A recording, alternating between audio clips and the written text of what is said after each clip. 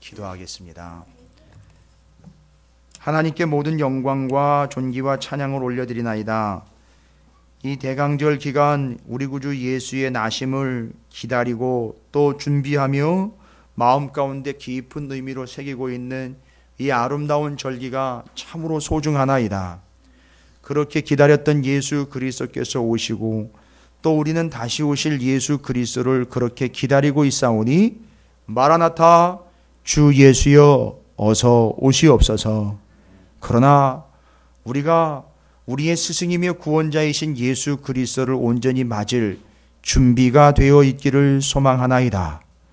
오늘 하나님의 말씀을 통해서 그 스승 되시고 신랑 되시고 구주 되시는 예수 그리스도를 어찌 맞이하는 자가 되어야 될지, 그 맞는 자의 온 마음과 뜻을 다할 수 있도록 우리의 마음을 다잡고 또 우리의 마음에 그 하나님의 말씀을 온전히 새기는 복된 시간이 되게 해 주시옵소서. 피곤한 몸, 연약해진 육신과 또 하나님 앞에 아뢰어야 할 모든 문제를 가지고 하나님 앞에 함께 나온 사랑하는 주의 백성들 기억하여 주시옵시고, 그 간구함과 온전함과 신실함으로 드리는 예배를 주님이 기쁘게 받아 주시옵소서. 또 고난 가운데 있는 이 나라 이 민족 대한민국을 긍휼히 여겨 주셔서 그 속에 담겨있는 하나님의 깊은 뜻을 먼저 깨닫는 교회와 우리 성도들이 되게 하여 주시옵시고, 이 땅 가운데 그렇게 순교자의 피로 복음이 들어온 그 아름다운 믿음이 하나님 앞에서 흔들리지 않게 하여 주시옵시고, 세상 가운데 뿌리를 내릴 수 있도록 이 나라 대한민국 기억하여 주시옵시고, 그 책임을 감당하는 교회와 우리 성도들 되게 해 주시옵소서.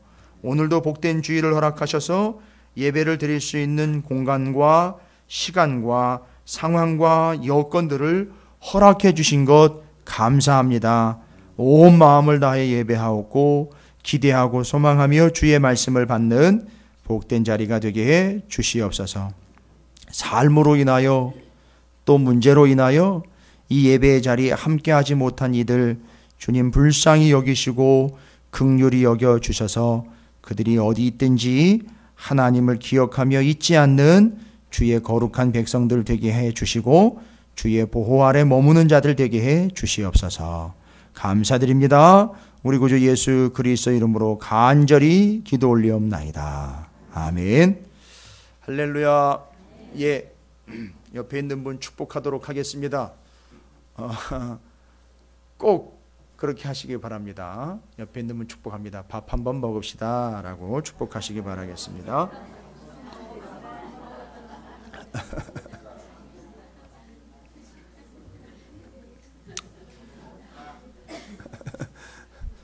멀리 또 해외에 나가셨다가 이제 몇 주 만에 오신 집사님도 계시고, 또 건강상의 이유로 또 고생하시면서 또 오늘도 기침도 심하신데 또 오신 분도 계시고, 이런 분들에게 여러분 어떻게 이렇게 안 보였어요? 이 개념이 아니라는 거죠.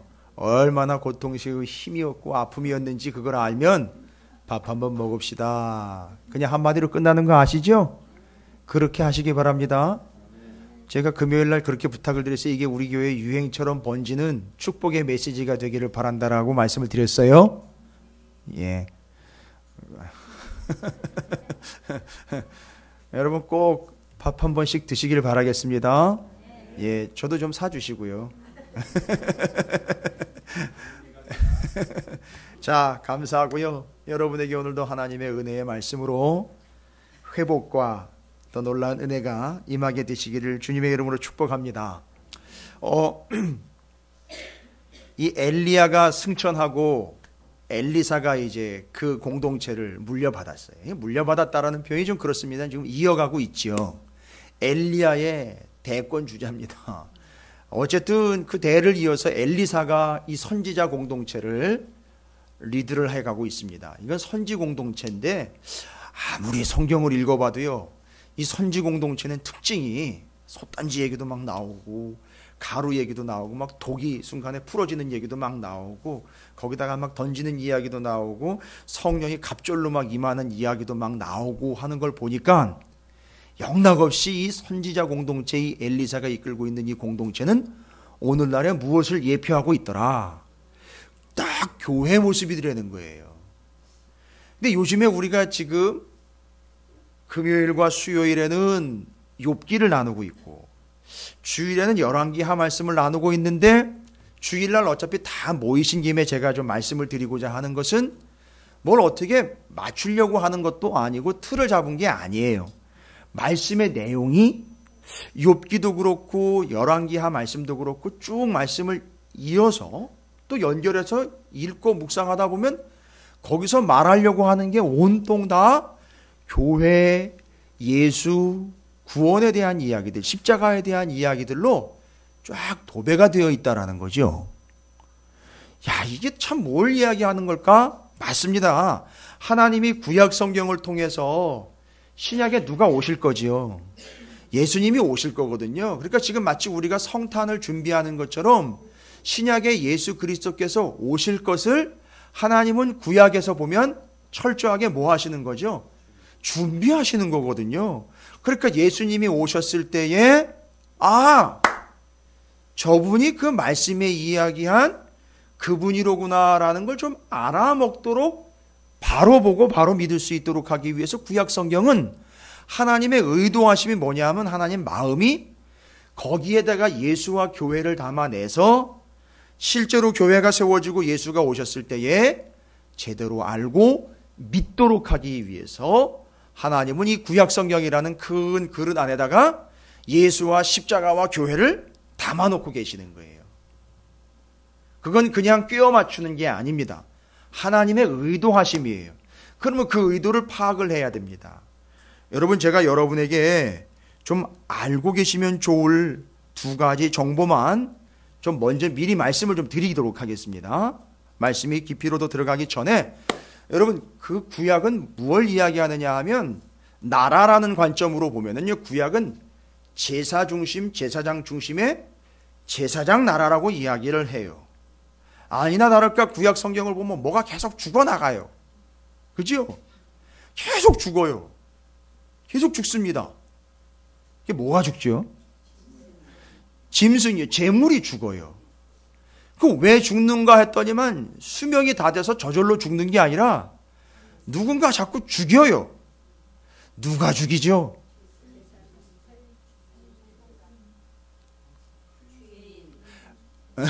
제가 좀 기다리고 있었습니다. 예, 여러분 이제 그냥 일반적으로 이야기하면 제사장의 대답이 많이 나오는데 실제로 정확하게 이야기를 하면 그 재물은 누가 죽이느냐 하면 자기가 죄 지은 사람이 재물에다가 1차적으로 안수를 하고 그걸 자기가 직접 죽여야 돼요. 여러분 안 죽여보셨잖아요. 저도 안 죽여봤어요. 그런데 그게 죽이는 게 쉽지가 않대요. 잘 안 죽는데요. 힘도 엄청 들어가야 되고요. 정확하게 죽여야 되기 때문에 쉽지 않아요. 그래서 그걸 도와주는 사람이 누구냐 하면 제사장이 그걸 도와줘요. 잘 죽일 수 있도록. 그리고 제사장은 그 피를 또 받습니다. 왜냐하면 그걸 제사장은 가서 제단에다 그걸 뿌려야 되거든요. 그러니까 그 피를 받습니다. 철저하게 죄인이 제물을 죽이게 되어 있습니다. 뭐 이런 식인 거예요. 그래서 번제 이야기가 나오고 속죄제, 속건제, 화목제 이야기가 막 나오고 소제 얘기가 나옵니다. 구약에는 그래요. 그래서 그 나라가 제사장 나라라고 그래요. 여러분, 제사장 나라의 특징을 제가 5가지만 좀 말씀을 드릴게요. 이건 통성경 하신 분들은 이제 알고 계시고 우리 교회 성도들이라면 몇 번씩 들으셔서 알고 계시는 내용이긴 하지만 제사장 나라의 5가지 특징. 왜 5가지냐? 거기까지 이르셨어요. 맞아요. 모세오경. 이거 벌써 이 구약 성경을 좀 이제 깊이 있게 또 꾸준히 해오신 분들은 벌써 모세오경 연결될 수 있어요. 그 다음에 손가락이 5개. 이렇게 좀 꼽으면서 좀 외우실 수 있도록, 아실 수 있도록 5개. 그 다음에 5살 먹은 아이들에게 그때부터 좀 가르쳐 줄 수 있을 내용, 제사장 나라에 대한 5가지 특징. 들어보세요. 뭐 여러분이 외우셔도 좋겠지만 들어보십시오. 이 제사장 나라 구약을 얘기하는 거예요. 첫 번째 이 제사장 나라는 6월절 어린 양으로 시작이 됩니다. 왜냐하면 뭐가 자꾸 죽는다 그러니까 처음 죽은 게 뭔가 봤더니만 예, 6월절 어린 양. 원래 그 이후로, 그 이전으로 올라가면 창세기에 가인과 아벨 이야기에서, 아니, 그보다 그 앞서서 에덴 동산에서 아담과 하와를 그들이 나뭇잎으로 자신의 치부를 가리려고 할 때에 그거 위에다가 가죽으로 만든 옷을 덧대 입혀주실 때에 그때 이미 뭔가가 희생이 됐죠. 짐승이 희생이 됐어요. 벌써 그때 피 흘림이 시작이 된 겁니다. 그리고 그 가죽 옷으로 여러분 자기들이 입고 있었던 그 말려 올라가는 나뭇잎 딱 뜯어내고 새 옷을 입혀준 게 아니라 그 위에다가, 그 수치스러운 거 위에다가 어때 했다? 덧입혀 주셨다. 그래서 예수 그리스도를 덧입는다는 얘기가 그렇게 해서 나온 거예요. 예수가 덧입혀 주시는 거죠. 자, 그렇게 해서 이렇게 이야기가 시작되겠지만 공식적으로 구원을 위한 제도 시스템으로는 6월절 어린 양으로 시작이 된 거예요. 출애굽할 때요. 기억나시죠? 그 다음에 두 번째 특징이 뭐냐면, 그래서 그 제물 때문에 어떤 역사가 나타나지요. 죄인이, 그 제물이 죽음으로 죄인이 용서를 받습니다. 그래서 하나님의 용서가 있는 나라예요. 제사장 나라 특징을 얘기 드리는 거예요. 구약 얘기하는 겁니다. 구약 얘기하는 거예요. 그 다음에 세 번째, 이 제사장 나라는 제사장 나라의 법칙을 잘 지키지 않습니까? 내가 잘 지키면 뭐 나한테 이득이 되고 나한테 좋은 걸로만 끝나는 줄 알았는데 내가 잘 지키니까 옆에서 누가 사나 봤더니만 우리 이웃들이 살아요. 왜일까요? 법을 잘 지키면 내 주변에 굶어 죽는 사람이 없더라는 거예요. 누구 얘기죠? 룻기의 보아스 이야기가 바로 그 이야기인 거예요. 율법이요. 무슨 율법이었죠? 추수할 때 네 밭 다 추수하지 말고 모퉁이 좀 남겨놔라. 이게 법이에요. 레위기 19장에 나와 있는 법입니다. 근데 이 법을 잘 지켰더니만 너 잘했다. 이거 이 사람 보아스가 칭찬받는 것도 칭찬받는 거지만, 아니 철저하게 지킨 결과 그 모퉁이에 굶어 죽을 수밖에 없는 사람들이 바글바글 모여 있어요. 그래서 내버려두면 굶어 죽는 사람들이 누구의 집에 자꾸 모여드는 거죠. 보아스의 밭에 몰려들어서 굶어 죽지 않고 살아나더라는 거예요. 그래서 그 나라는 이웃 사이에 나눔과 거룩이 있는 나라예요. 이게 그 제사장 나라의 특징이네요. 그 다음에는요, 민족 사이에 평화가 있는 나라입니다. 왜요? 절대 제사장 나라는 남의 나라를 침범해서 빼앗는 게 아니라 그들에게 제사장이 되어 나아가는 거죠. 그래서 복음을 전하는 거죠. 이게 바로 이웃 민족 사이에 평화가 있는 나라, 제사장 나라예요. 다섯 번째는요, 6월절 어린 양과 관계되어 있죠. 그래서 누가 살았죠? 6월절 어린 양 때문에 살아난 장자들. 그래서 제사장 나라는 장자와 성전으로 이끌림을 받습니다. 그냥 그렇게 들으시면 그렇다라고 이해가 되실 거예요. 근데 신약으로 넘어가 볼까요? 신약은 이 제사장 나라가 완성이 되는 거거든요. 더 큰 그릇인 예수님이 오셔가지고선 뭐라고 선포하셨느냐 하면, 뭐라고 제일 먼저 선포하신 내용 기억나십니까? 회개하라, 천국이 가까이 왔다. 여러분, 거기 천국이 단순히 천국 좋은 곳 죽어서 가는 곳이 아니라 천국은 원어의 의미로 하면 하나님의 나라예요. 하나님의 나라의 특징은 다른 것보다도 누가 다스린다는 거죠. 하나님이 다스리는 게 하나님 나라예요. 그러면 여러분의 마음은 하나님 나라인가요?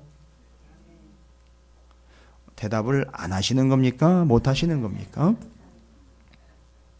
여러분의 가정은 하나님 나라인가요? 우리 찾으시는 교회는 하나님의 나라가 맞나요? 맞습니다. 왜 하나님의 나라라는 근거가 있죠?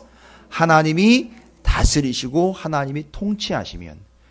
그러니까 죄송합니다. 표현을 이해하시기 바랍니다. 주님이 대빵인 게 거기가 하나님 나라인 거예요. 그렇죠?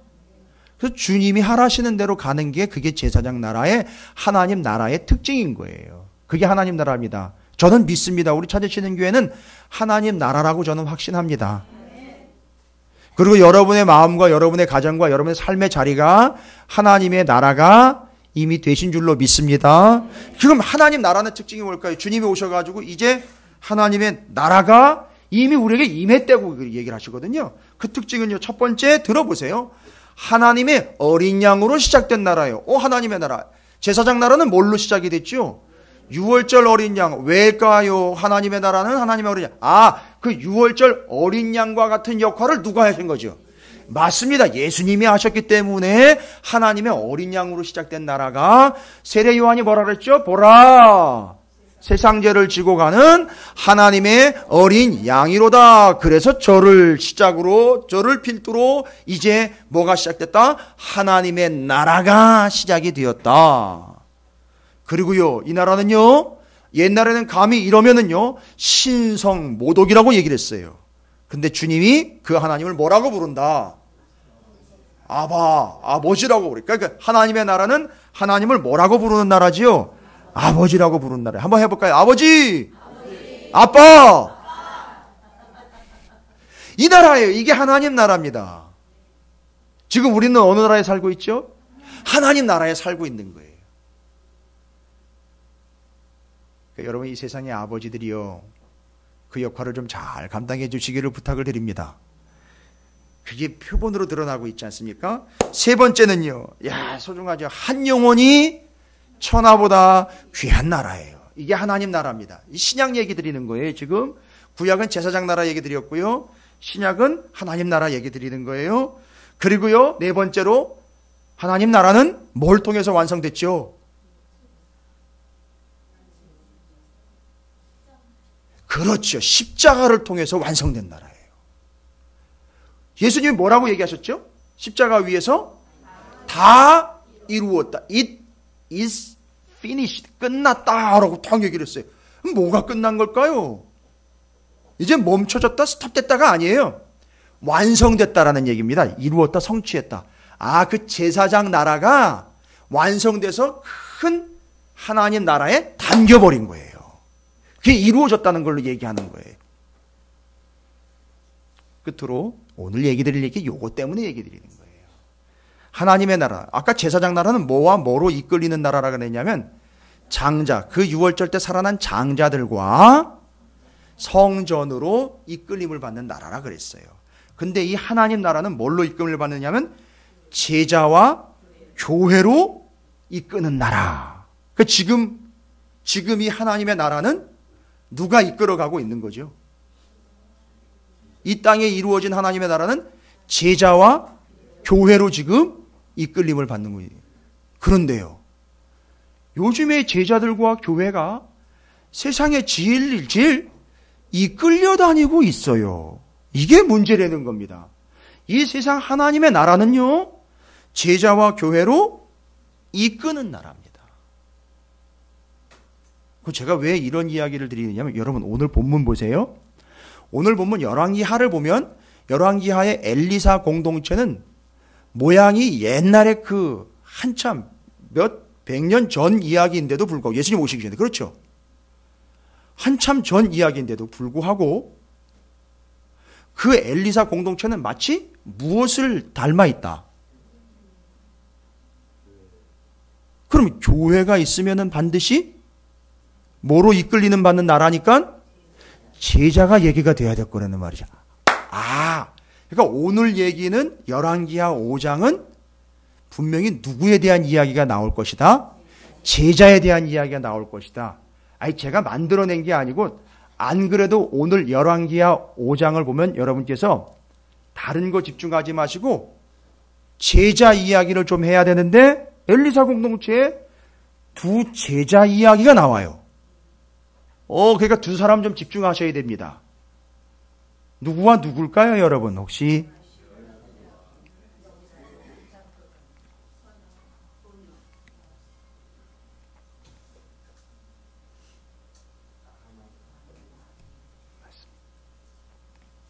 다 나왔어요. 중요한 두 인물이 지금 대립적으로 소개가 되면서 뭘 얘기하려고 하느냐면, 누가 진짜 제자냐, 이거 얘기하려고 하는 거예요. 그 공동체에. 그런데 그 두 중요한 사람이 누구하고 누가 지금 언급이 되고 있느냐 하면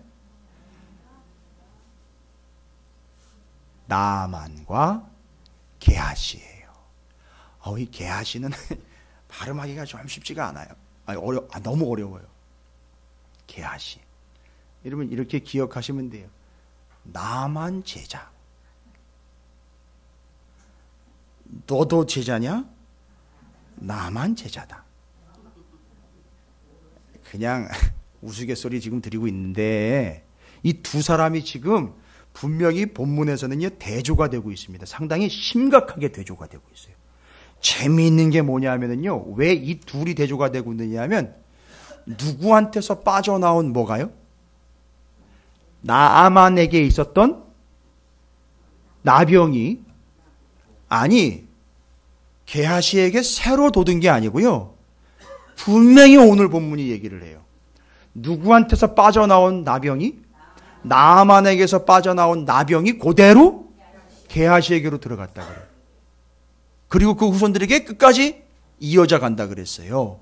그러니까 지금 이 둘 사이에는 뭔가 긴장감이 있고 뭔가 둘 사이에는 대립되는 부분이 있습니다. 뭘 얘기하려고 하는 거냐 하면 엘리사 공동체에 누가 진짜 제자냐. 왜요?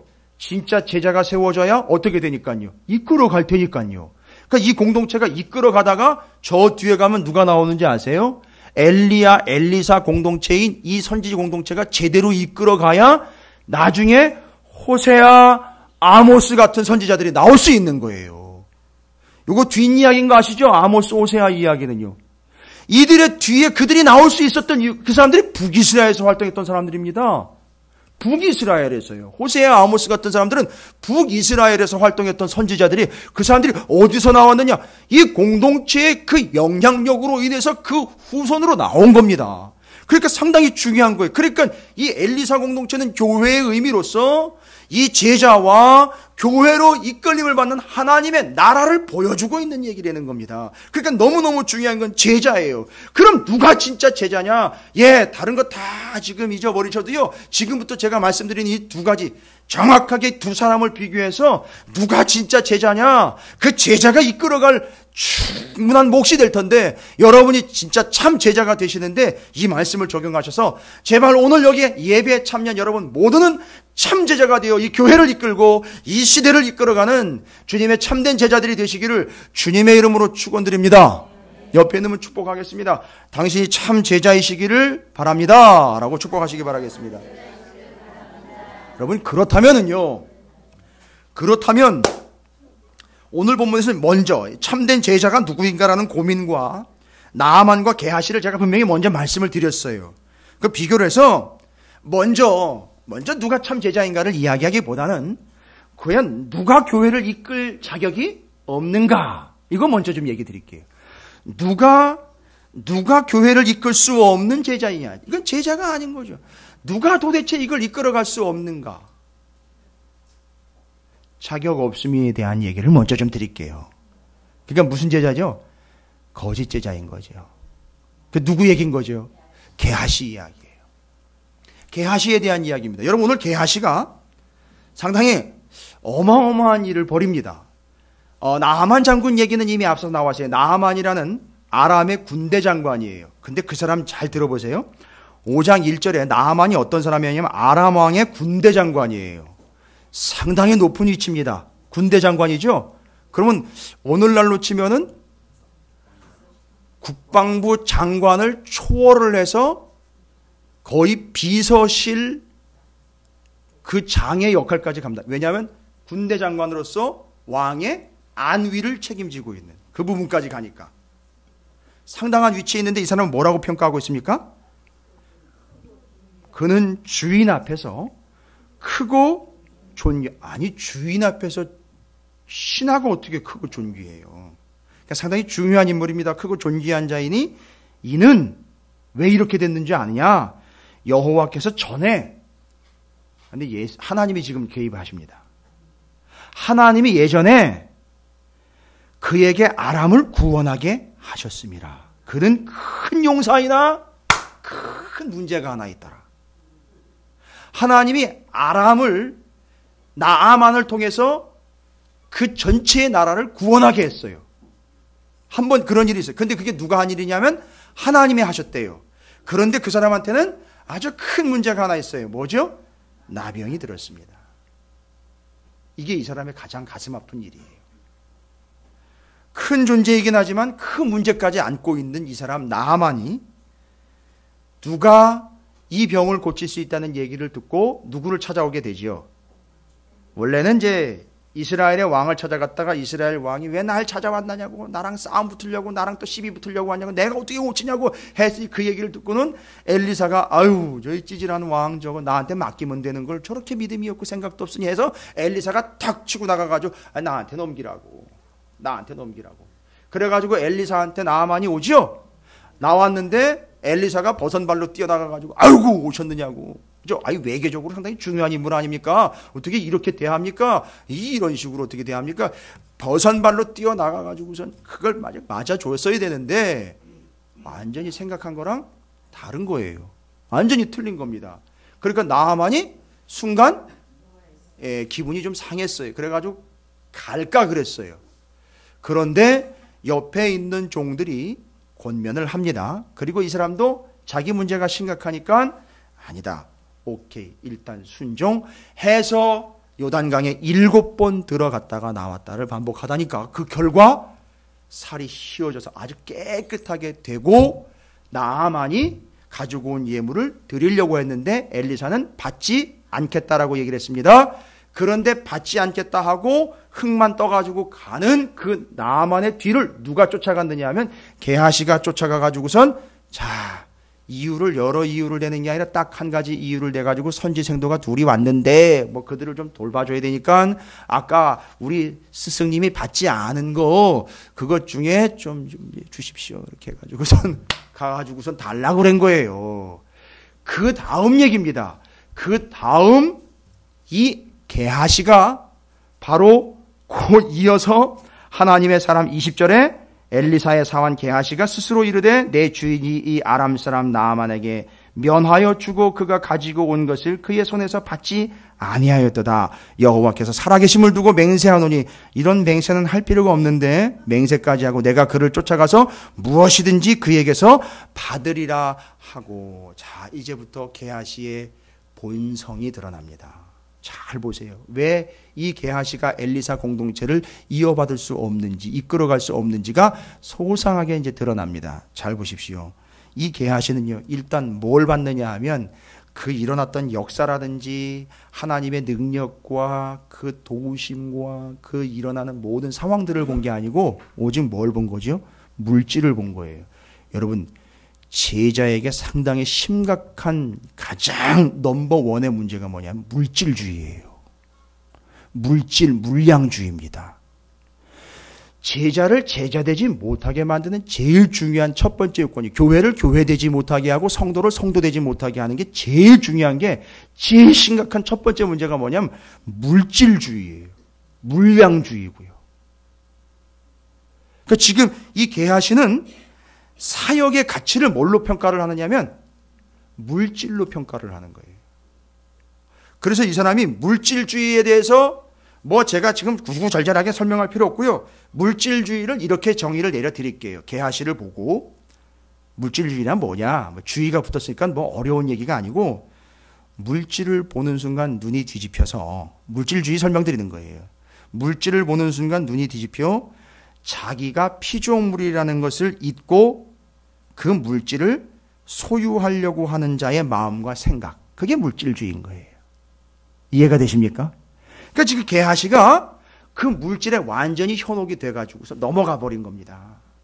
그러니까 이 사람은 평생 사역하는데 지금이 아니더라도 혹시 지금 그냥 넘어갔더라도 또 나중에 분명히 언젠가는 뭐 때문에 넘어지게 돼 있다? 물질 때문에 넘어지게 돼 있어요. 여러분 제가 그래서 우리 찾으시는 교회가 시작될 때 그런 부탁 드렸잖아요. 제가 다시 한번 공식적으로 부탁을 드리잖아요. 잘하고 계시는데 담임 목자로서 내 사랑하는 성도들의 개인과 가정과 당연한 것을 챙기면서 다른 정해진 것 외에 다른 것을 받을 수가 있습니까? 그래서 하시지 말라 그런 이유가 바로 여기서 나오는 거예요.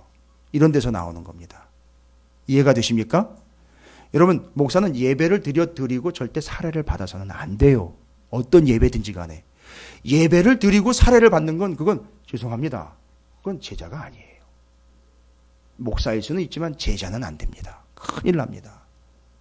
이해가 되십니까? 아니 가서 입주 예배를 드리든 계엄 예배를 드리든 축복의 예배를 드리든 결혼 예배를 드리든 뭐를 하든 간에 아니 그걸 하고 어떻게 예배를 드리고 그걸 집례한 자가 그거에 대한 사례를 받느냐 말입니다.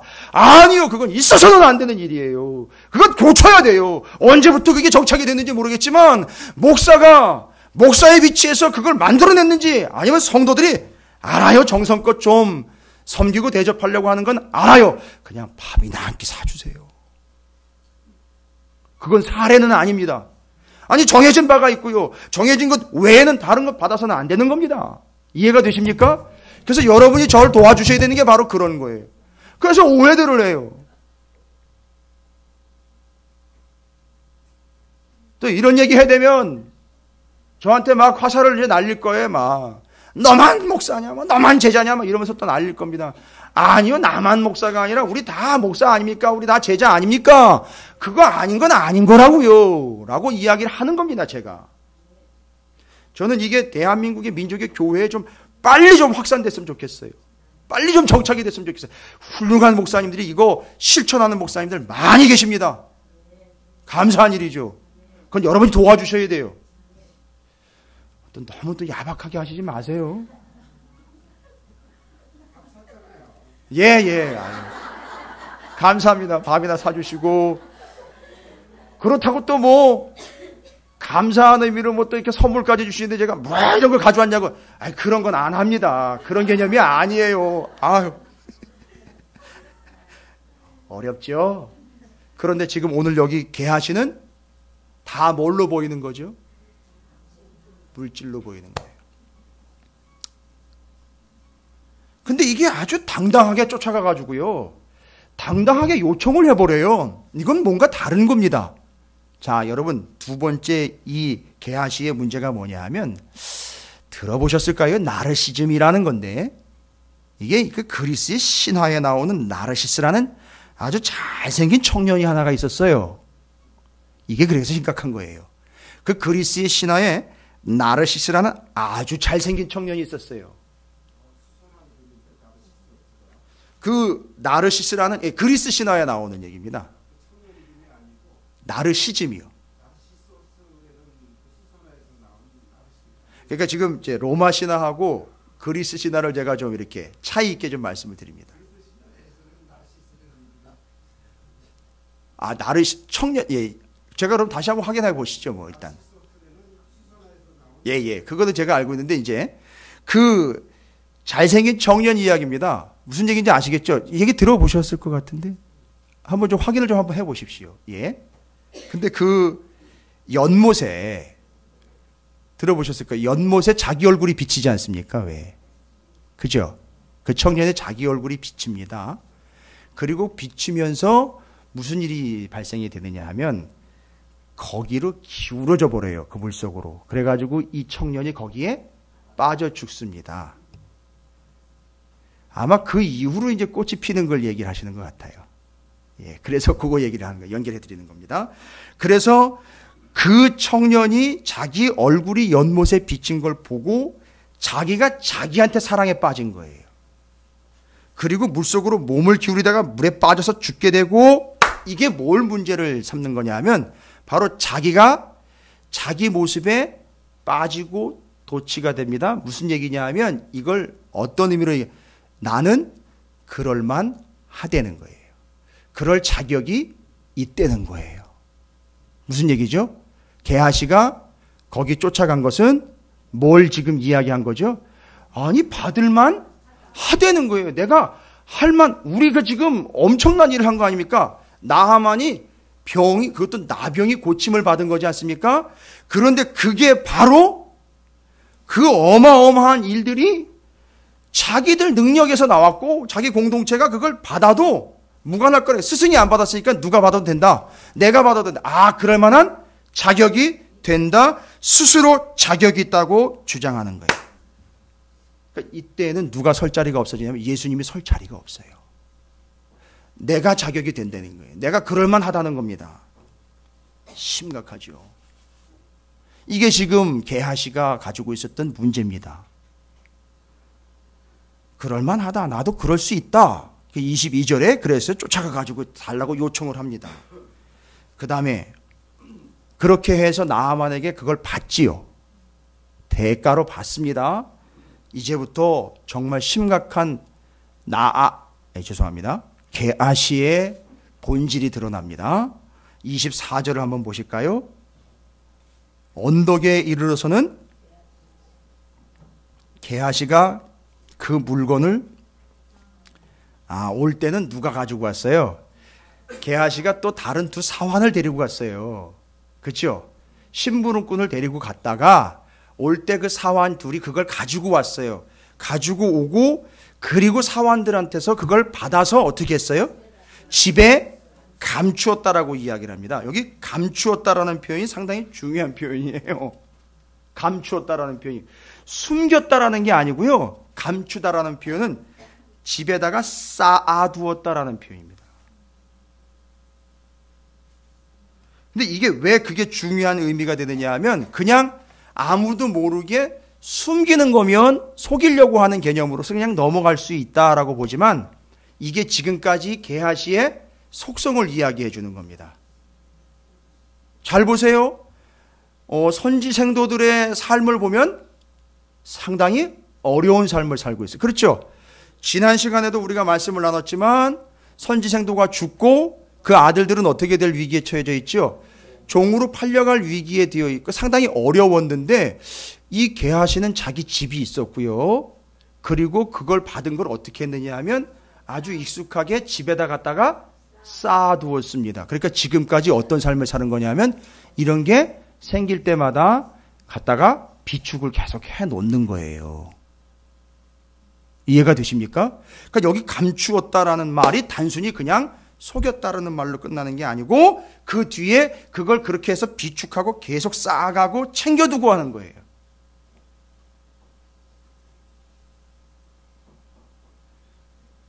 그래서 요즘에 이제 조금 문제가 되는 게 이제 그런 문제들이죠. 비축해 놓고 쌓아 놓는 것 때문에 그 재산이.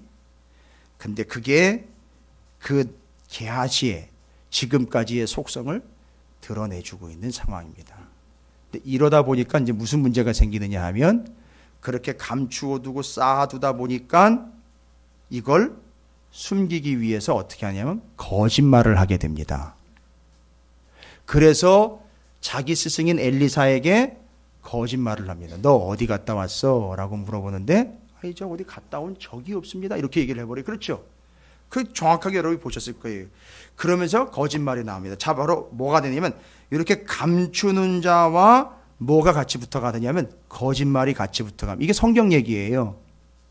요걸 기점으로 해서 열왕기하 5장에 나와 있는 게하시 얘기를 기점으로 앞에 한 사람 또 나오고요. 신약에 한 사람 또 나옵니다. 한 사람이 아니라 두 사람이죠. 초대교회 시대 때 그걸 감추고 거짓말을 한 똑같은 표현들이 나와요. 같이. 그렇지. 아나니아와 삽비라. 그 다음에 구약의 앞에 보면은 그렇지요. 외투, 옷, 달란트, 그 금덩어리 숨긴 바로 누구죠? 아간이요. 아간 이야기가 바로 앞에 나오고 신약에서는 아나니아와 삽비라. 그 사이에 누가 있느냐 하면 게하시가 있는 거예요. 그러니까 이게 지금 상당히 심각한 문제입니다. 그냥 넘어갈 상황이 아니에요. 그러니까 게하시는 사역을 하면서도 일단 마음이 이미 다른 데 가 있는 거예요. 그러니까 그런 기회만 생기면 어떻게 하는 거죠? 감추어두고 비축해 두는 거예요. 근데 이게 왜 문제냐 하면 여러분 이 사람들 말고 이 당시에 거짓 선지자가 판을 치고 있어요. 아시잖아요. 물어볼 사람이 이 사람밖에 없느냐라고 물어볼 때에 거짓 선지자들이 몇 명씩 거기에 몰려 있어요. 그러니까 그 거짓 선지자들은 늘 이런 식인 거예요. 해주고 살해받고 그걸 어떻게 하는 거죠?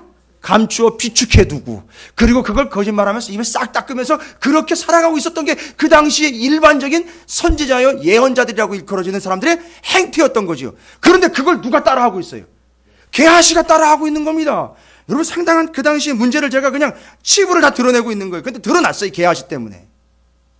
근데 이게 지금 아간 이야기와 뒤에 아나니아 삽비라 이야기와 연결이 되고 있다는 겁니다. 표현도 같아요. 사도행전 5장 1절부터 6절까지의 그 아나니아와 삽비라 이야기에 똑같이 감추어 두고 거짓말하는 이야기가 그대로 나옵니다. 그게 지금 그 상황입니다. 지금 뭘 흔드는 거죠? 이거 잘못하면 그 아나니아와 삽비라 이야기는 초대교회의 제일 큰 첫 번째 위기로 온 거예요. 그러니까 지금 이 게하시가 이 문제 때문에 이 공동체가 어떻게 될 위기에 있는 거죠? 예, 흔들릴 위기에 처하게 된 겁니다. 이거 지금 그냥 넘어갈 수는 없는 겁니다. 어떻게 처리가 되는지는 뭐 여러분이 다 보시면 아시겠지만. 그리고 그가 엘리사에게 심각하게 꾸지람을 듣는 내용이 26절이에요. 26절입니다. 뭐라고 나와 있느냐? 엘리사가 이르되 한 사람이 수레에서 내려 너를 맞이할 때. 그러면 이건 뭔 얘기입니까? 한 사람은 누구죠? 그렇죠.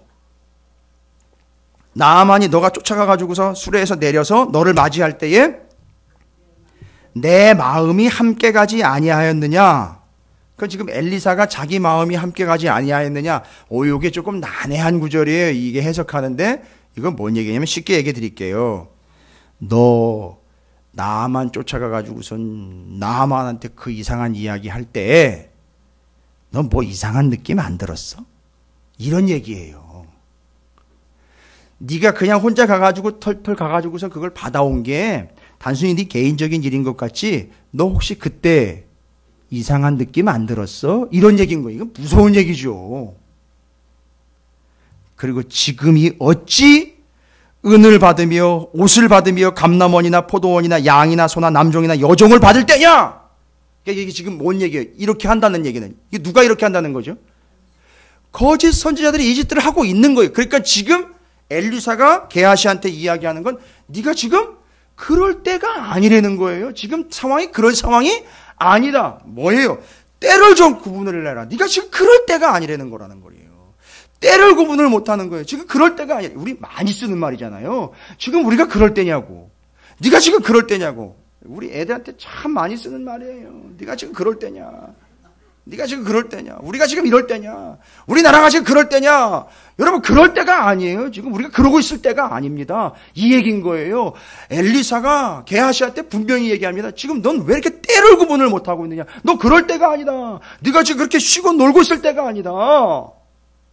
네가 그렇게 안 믿는 자들과 거짓 선지자들처럼 이렇게 부안해동할 때가 아니라는 거라는 얘기예요.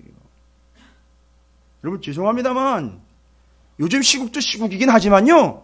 교회는요. 시국이 움직이는 것 때문에 그렇게 부안해동할 그럴 때가 아니란 말입니다. 교회와 성도는요. 잘 중심을 지키십시오. 예. 저 그럴 때가 아니에요. 그런 식으로 말할 때도 아니고요. 그런 식으로 행동할 때도 아닙니다. 좀 너무 심한 것 같아요. 다른 건 말고요. 교회요. 성도요. 그럴 때가 아주 엘리사가 전곡을 찌릅니다. 그럴 때가 아니라는 거예요. 그 때 구분을 못하는 거예요. 지금까지 제가 한 4가지 말씀드렸어요. 물질주의와 나는 당연히 그런 거 받을만 해. 자격을 이야기하고요. 감추어 거짓말로 인하여 아나니아와 삽비라나 아간의 범죄처럼 그런 삶을 살아가고 있어요. 그리고 때를 구분을 못합니다. 이 사람이 어떻게 그럼 이 교회를 이끌어 가겠습니까? 어떻게 그 공동체를 이끌고 가겠어요? 그러니까 게하시는 이름은 명목은 뭐로 올라와 있지만 제자로 올라와 있지만 이 사람은 뭐죠? 제자 아닌 겁니다. 그래서 이 사람 어떻게 돼야 되죠? 이끌어갈 수가 없어요. 아유, 너무 또 죽이지 마세요, 바로. 이 사람은 그러니까 이 공동체에서 이걸 이끌어갈 자격이 없어요. 무서운 거죠. 근데 이 사람한테 뭐가 생기게 되죠? 나병이 생겨요. 아니, 지금 간단히 이야기하면 그냥 목숨을 뺏어가가지고 그냥 정리해도 될 것 같은데, 여러분, 이거는 하나님의 정말 철저하고 독특한 뜻이 담겨 있는 거예요. 어떤 뜻이냐면, 나병이 들면 어떻게 될까요? 구약의 율법을 잘 생각해 보십시오. 나병이 들면 어떻게 돼요? 그렇죠. 그 안에 있을 수가 없어요. 쫓겨 납니다. 이 공동체에서 어떻게 돼야 돼요? 분리가 돼버립니다. 너는 이끌고 갈 수 없어. 그러니까 너는 제자 아니야. 라고 완전히 격리가 돼버립니다. 여러분, 이게 제자인 듯 하지만 제자 아닌 자들의 비참한 운명이 된다는 겁니다. 제가 왜 이걸 먼저 말씀을 드렸느냐? 여러분에게 처음 제자 이야기다라고 이야기할 때 여러분이 머뭇머뭇하면서 선뜻 먼저 대답을 하지 못한 나만에 대한 이야기를 제가 이제 드려야 되는데, 왜 여러분이 대답을 못했느냐 하면, 나만은 이방 사람이기 때문에 혹시 제자, 이게 조금 멀지 않는가 했는데, 잘 보세요. 오히려 이방인이었던 나만이 어떻게 돼버렸죠? 그 공동체 안으로 들어온 사람이다. 근데 그 사람은 삶의 자리가 아람의 궁전이기 때문에 역할은 뭐가 돼버리느냐, 이제? 파송 선교사가 되는 거예요. 이해가 되십니까? 하나님의 뜻이 기가 막힌 거예요. 그 아람의 궁전에서 아람의 왕을 시중을 들어야 되지만 거기서 이제 이 사람은 뭘로 살아가느냐 하면 선교사로 살아가는 거예요. 소속은 어디 돼 있고요?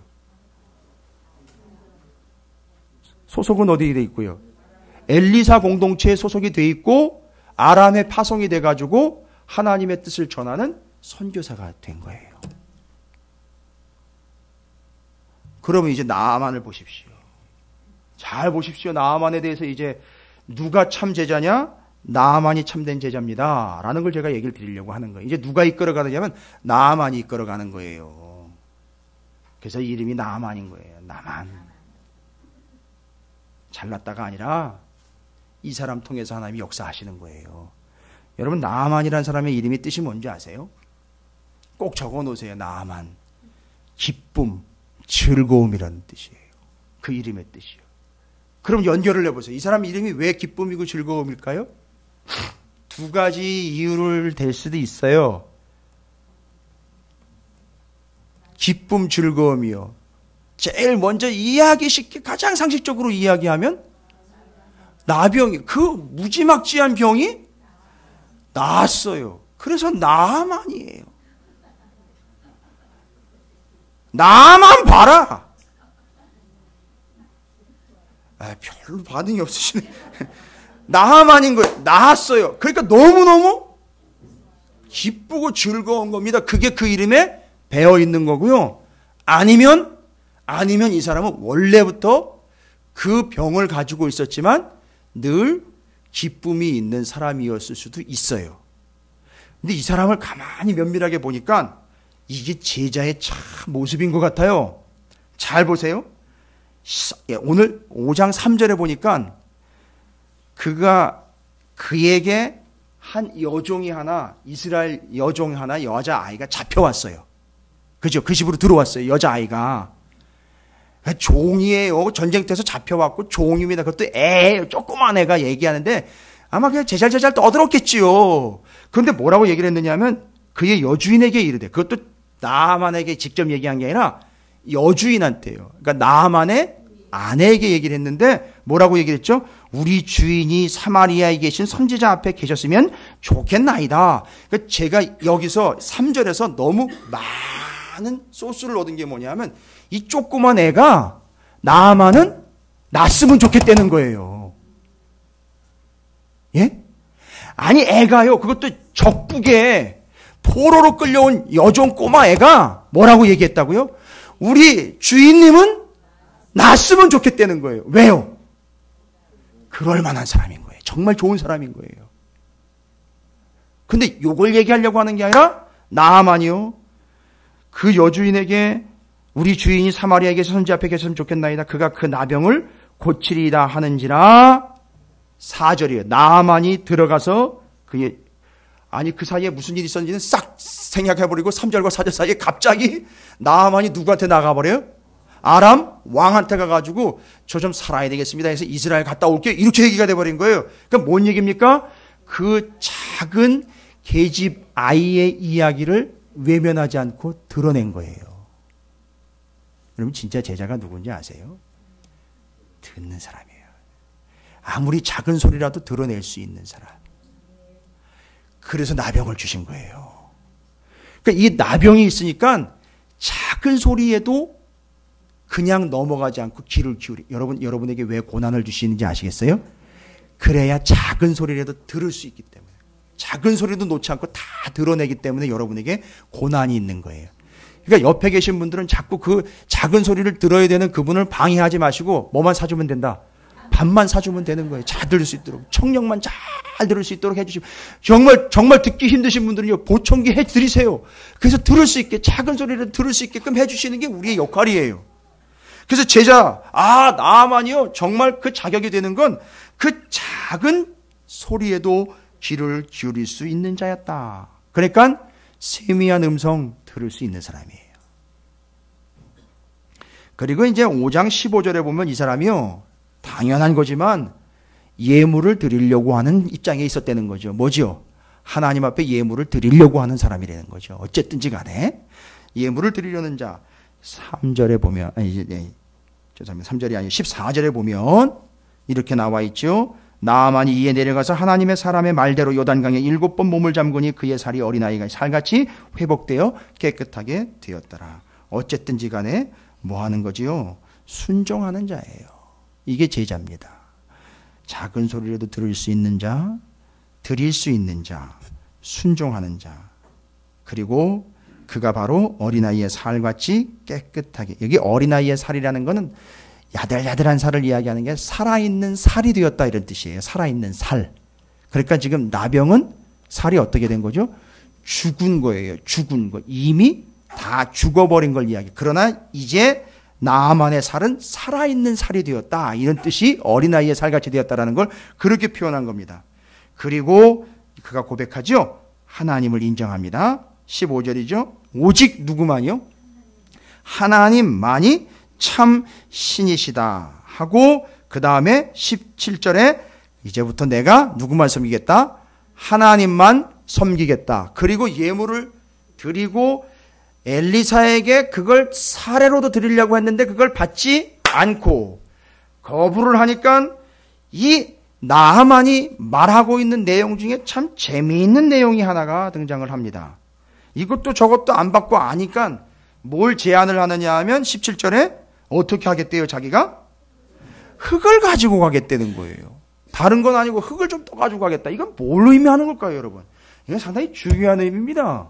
아무 의미 없이 이런 해석 저런 해석이 가능한 게 아니라 참 의미 있는 해석이 필요한 부분이에요. 흙을 떠간다. 흙을 떠간다. 흙을 떠간다. 무슨 의미가 있을까요? 여러분 어떤 생각이 드십니까? 제가 고민할 시간을 좀 드릴게요. 흙. 그 땅의 흙에, 그 엘리사가 있었던 그 자리에 흙을 떠가는 거예요. 땅. 맞아요. 땅의 의미가 있어요. 왜냐하면 지금 뭘 얘기하느냐면 하나님의 나라는 교회와 제자로 이끄는 나라죠. 그러니까 그건 땅을 의미하는 거죠. 흙은 땅을 의미하는 거예요. 그러면 흙을 가지고 가면 갖다 놓은 거기가 그렇지 하나님 나라가 된다는 거예요. 와, 이거 보통 믿음 아니에요, 이 사람. 대단한 믿음이죠? 이게 남의 믿음이라고 너무 엄청난 믿음입니다. 그리고 저는 이렇게 생각했어요. 그리고 자기가 살고 있는 땅이 이제 뭐 되게 하겠다?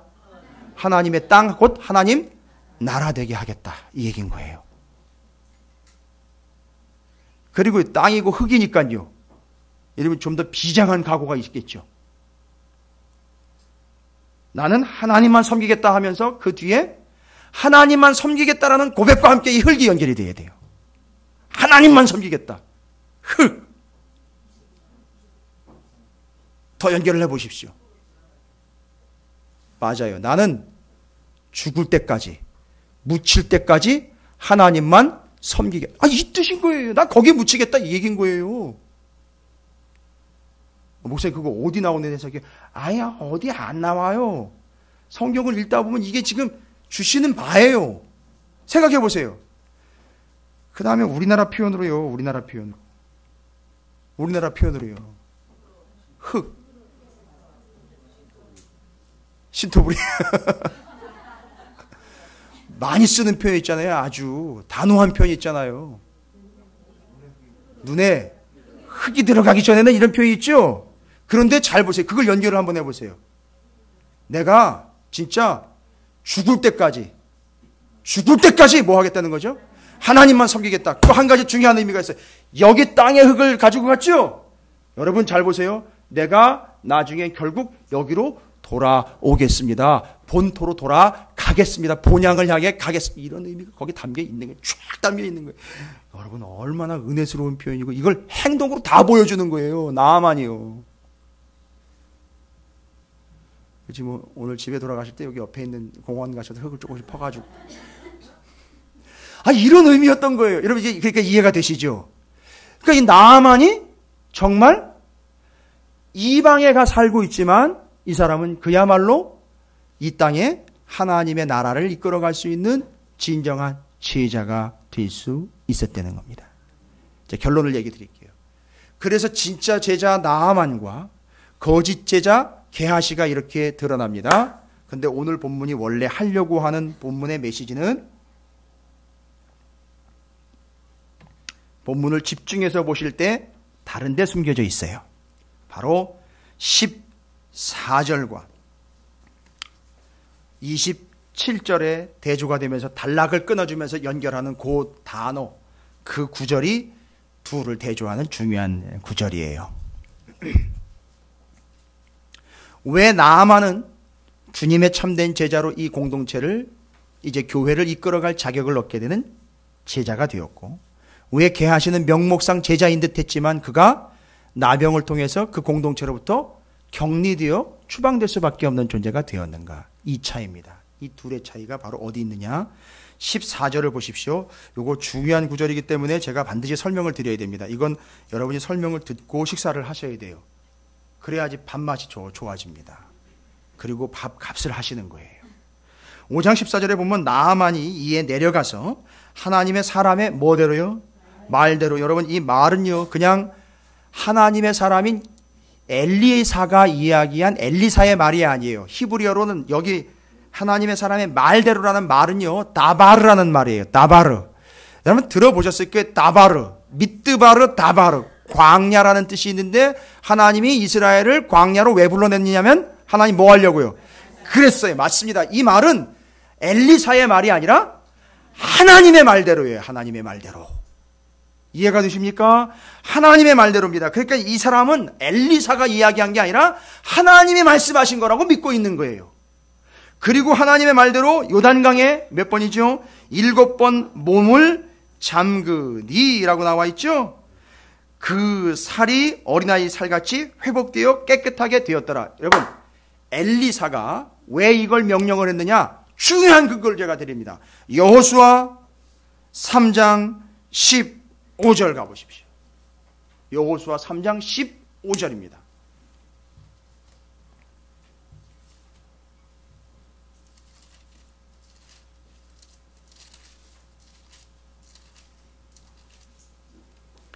진짜 제자가 왜 진짜 제자이냐? 드러난 그 모습 때문이 아니라 이게 이제 원인인 겁니다. 이유 근본인 겁니다. 여호수아 3장 15절입니다.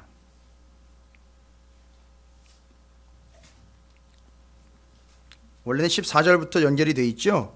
근데 이제 요단강 건너는 이야기가 바로 이거. 그런데 지금 재미있는 사실이 발견됐죠. 게하시가 들어갔던 강도 요단강이에요. 여호수아도 요단강입니다. 그럼 목사님 뭘 또 연결하려고 하십니까? 백성이 요단을 건너려고 자기들의 장막을 떠날 때 제사장들은 언약궤를 메고 백성 앞에서 나아가니라. 요단이 곡식 거두는 시기에는 항상 언덕에 넘치더라. 궤를 맨 자들이 요단에 이르며 궤를 맨 제사장들의 발이 물가에 어떻게 하다? 거기다 동그라미 치세요. 잠기자라는 말 있죠. 물에 잠기는 순간 그 잠기다라는 말이요. 여기 열왕기하 5장 14절에 나아만이 7번 몸을 잠그니 할 때 똑같은 단어예요. 이 벌써 뭔가 감이 오시는 분들은 확 소름이 돋으셨을 거예요. 무슨 얘기입니까? 여호수아에 나와 있는 요단강에 잠기는 제사장들의 모습을 보면 상상을 한번 해보십시오. 그 사람들이 발이 탁 잠기고 막 들어가는데 모양은 어떤 모양이죠? 제사장을 보십시오. 그렇죠. 법궤를 어깨에다가 메고요. 그러니까 이 법궤를 맸기 때문에 물에 잠겼다는 건 법궤를 맨 무게감과 함께 물에 잠기면 절대 빠져나올 수 없는 개념이잖아요. 물에 더 잘 빠지는 개념이 되겠잖아요. 그렇죠? 그런데 그 모습이 어떤 모습으로 열왕기하 5장 14절에는 표현을 하고 있느냐면 재미있는 게 여호수아 3장 14절이 열왕기하 5장 14절인데 그 같은 14절에서 제사장이 언약궤를 메고 물에 잠기는 모습이 누구의 모습과 같은 거라는 거죠. 근데 나아만이 그 모습과 연결이 되려면은 나아만의 어깨에 뭐가 가 있어야 되느냐 하면 그걸 뭘로 표현한 거죠 대신? 말씀을 말대로 그렇죠. 그러니까 그게 마치 하나님의 말씀을 어깨에 맨 거예요. 그러니까 지금 하나님의 말씀은 우리를 물에다가 그냥 확 집어넣는 무게로 작용한 거예요. 죽는 줄 알았는데 탁 들어가니까 요단강이 갈라지고 들어가니까 살이 하얘지면서 갈라지고 새살이 돋는 놀라운 역사가 누구에게 일어난 거죠? 나아만에게 일어난 거예요. 이겁니다. 바로 이 역사가 나아만에게 일어났고 제자는 누구냐? 그 하나님의 말씀을 무게감으로 쥐고 그 하나님의 은혜에 그냥 확 잠기는 자예요. 깔짝깔짝하는 게 아니라 그냥 확 잠겨버리는 자. 그 사람이 진짜 제자라는 거예요. 그래서 그 사람을 통해서 교회와 하나님의 나라는 이끌림을 받을 거라는 거예요. 그러니까 살짝 담궜다 아이고 차고 이러면서 빼는 게 아니라 교회 와가지고 교회 일 몇 번 해보니까 아우 힘들어하면서 쏙 빼가는 게 그러니까 개척교회 안 오는 거예요. 평생 그렇게 사는 거예요. 여러분은 지금 개척교회 완전히 잠긴 분들이에요. 이제 나갈래야 나갈 수도 없어요. 왜요? 여기도 잔뜩 하나님의 말씀을 그냥 신땅 얹어놨기 때문에 빠져나갈 수가 없다고요. 왜 그런 노릇을 우리가 뭐 사교 집단이에요? 이게 제자인 거예요. 이게 나만이 진짜 제자가 됐고 잘 보세요. 게하시요. 기가 막힌 대조가 이러니. 게하시는요. 잘 보세요. 27절 보세요. 27절. 그러므로 나하만의 나병이 그러니까 뭐예요? 하나님이 나병이라는 짐을 거두어내고 무슨 짐을 지워주신 거죠? 말씀의 짐을 지워준 거예요. 나만이 흙 가지고 갈 때 그냥 가지고 간 게 아니라 모습으로 보면 메고 간 거예요. 이 흙을. 그리고 게하시는 모습을 봅니다. 27절입니다. 그러므로 나아만의 나병이 내게 들어. 심각한 거죠. 내게 들어 자손에게 미쳐 들고 또 미치기까지 하는 거예요. 영원토록 이르리라. 와. 그러니까 이 집안은 이미 이 안으로 들어올 수가 없는, 계속 들어올 수 없는 거죠. 근데 잘 보세요. 되게 재밌는 뒤에 표현이에요. 그걸 듣고, 말씀을 듣고, 지고, 몸이 요단강에 잠기는 것과 완전히 대조되는 모습으로 게하시의 모습이 설명되고 있어요. 보세요. 뭐라고 나와 있죠? 그 앞에서 어떻게 해요? 물로 나와요. 잠겨야지 사는 판인데 어떻게 했어요? 물로 나왔다는 거. 빼떼는 얘기예요. 뒤로 꽁무니 빼떼는 얘기입니다. 여러분 잘 보세요. 이 사람의 특징이에요. 어디다 자꾸 뭘 숨겼죠? 집에다가 뒷구녕으로 자꾸 숨기는 그 형태가 또 나오는 겁니다. 그 제사, 그 예배, 그 공동체 말씀, 스승인 엘리사 앞에서 어떻게 해요? 물로 나옵니다. 그러니까 잠기러 들어가야 해도 현찰을 판인데 어떻게 됐죠? 빠져나오는 겁니다. 이해가 되십니까? 근데 재미있는 표현은 더 그 뒤에요. 물러 나오매 어떻게 됐어요? 나병이 발하여 눈같이 되었더라. 이걸 가지고 또 뭐 하얗게 됐느니 뭐 눈같이 됐고 아니요. 눈이 어떻게 돼요? 눈은 땅 위에 이렇게 쌓이죠. 그럼 그거 이렇게 쓸어보세요. 그죠?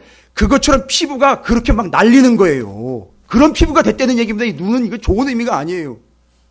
근데 지금 잘 보세요. 나하만이 그렇게 잠그고 말씀대로 그걸 쥐고 들어가 푹 잠겼을 때에 그가 깨끗하게 되어 진짜 제자가 된 것. 그래서 그는 진짜 제자가 된 거고요. 그러나 게하시는 지금까지 제자인 줄 알았는데 어떻게 하는 거죠? 위기와 어려움의 순간 때마다 발을 빼는 거예요. 살짝 빼는 겁니다. 뒤로 물러 나오매. 여러분, 나병이 도준 타이밍이 언제입니까? 물러났을 때, 그때 확 돋은 거예요. 이해가 되십니까? 그럼 우리가 만일이라는 거는 있을 수 없는 이야기지만 여러분, 여기다 해결책을 우리가 좀 대입을 한다면 게하시는 어떻게 해야 될까요? 그렇죠. 발을 빼면 안 되는 거예요. 빼면 안 돼요.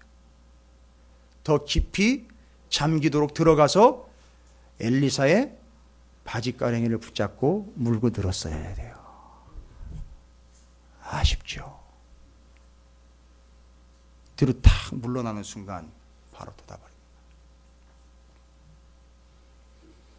예전에도 제가 참 그냥 우스갯소리처럼 말씀드린 내용이 하나 있었는데, 저도 목회를 하면서 그런 경험을 다 해봤습니다. 12조를 100만 원을 해놓고 100만 원을 도로 돌려달래요.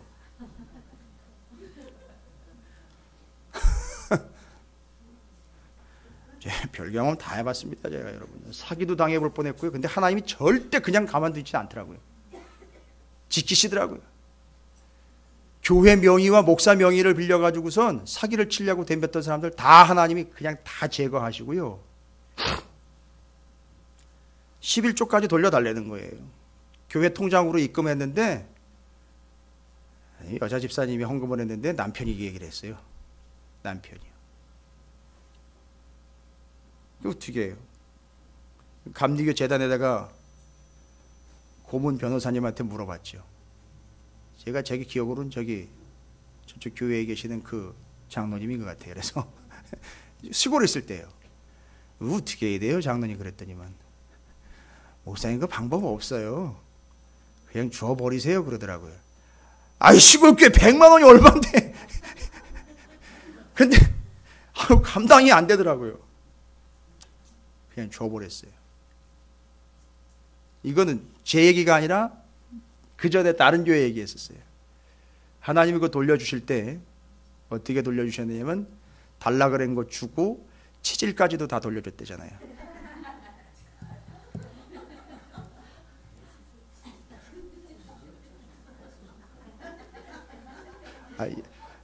점심시간이라 제가 좀 상세하게 얘기해드리면 그렇고. 근데 이제 죄송합니다만 이게 일반적인 얘기가 돼서는 안 되는데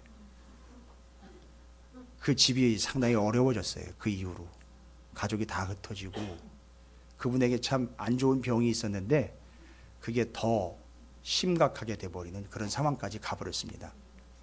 여러분 이건 원칙이나 원리는 아니지만 잘 보십시오.